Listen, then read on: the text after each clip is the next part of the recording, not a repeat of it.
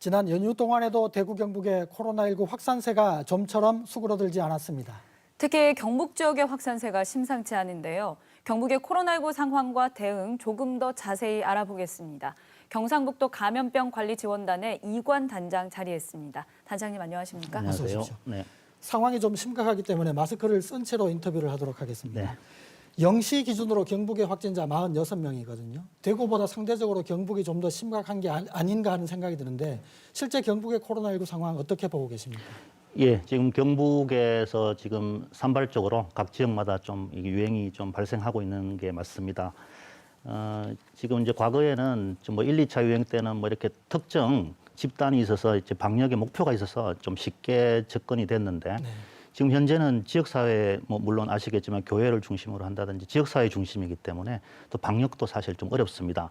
그래서 이제 지금 수도권이 안정화되지 않는 한은 앞으로 우리 경북도 계속 이런 발생 추이가 계속될 것 같습니다. 예. 네, 지금 확진자 대부분이 교회발 연쇄 감염이고 또 여러 시군에서 산발적으로 발생하고 있습니다. 도 차원에서는 어떻게 대응하고 있습니까?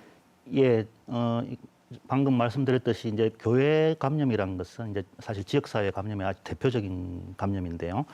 뭐 정부 우리 방역 당국에서도 연말 연시에 어떤 특별 방역 강화 대책을 이렇게 하고 있지 않습니까?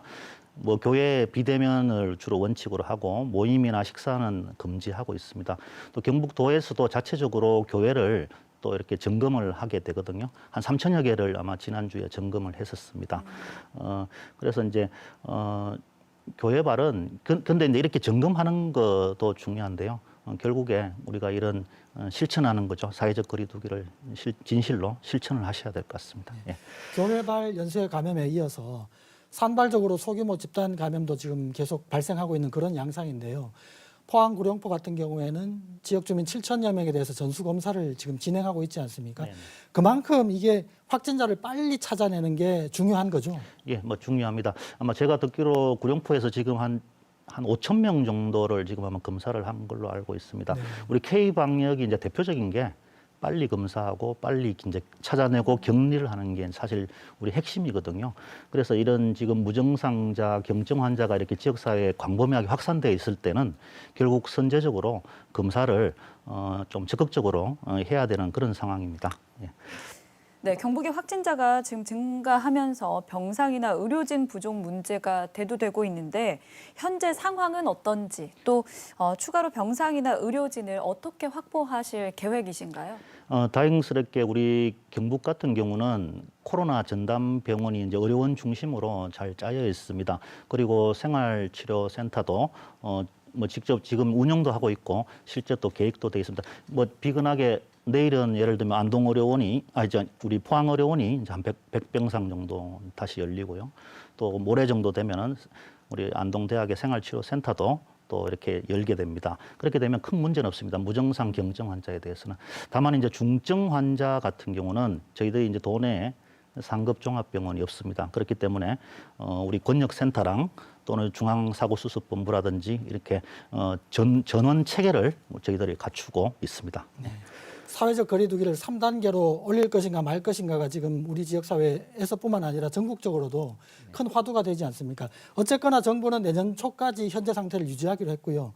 경북은 그런데 현재 2단계란 말이죠. 이걸 좀 더 올려야 되는 것 아닌가 하는 목소리도 있는데 어떻게 보십니까? 예, 뭐 이런 부분들은 이제 우리가 23개 시군이거든요. 우리 경북에도 지자체별로 조금 이제 유행이 좀 산발적으로 심한 곳은 아마 자체적으로도 저도 알기로 상향을 조정하고 또 강화를 시키고 있는 것으로 알고 있습니다.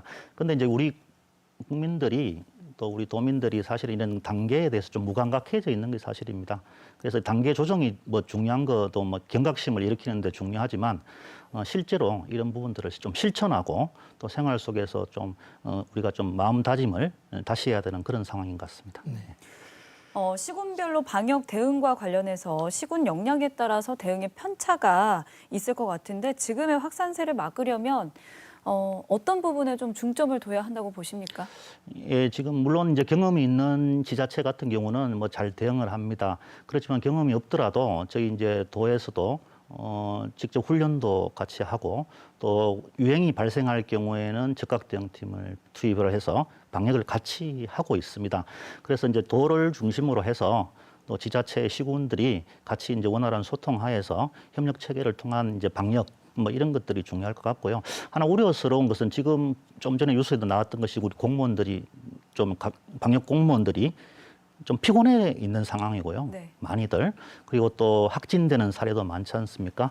자, 이런 부분들이 이제 방역에 또 혹시 또 공백이 생길까 이제 그걸 우려스러운데 이럴 때일수록 이제 우리 도민들, 우리 국민들이 좀 힘을 합쳐서 올 연말 연시 되게 중요한 타이밍입니다. 그래서 이때 생활 속 거리두기를 잘 실천하셨으면 좋겠습니다. 예. 네, 이관 단장님 오늘 말씀 여기까지 듣겠습니다. 감사합니다. 네.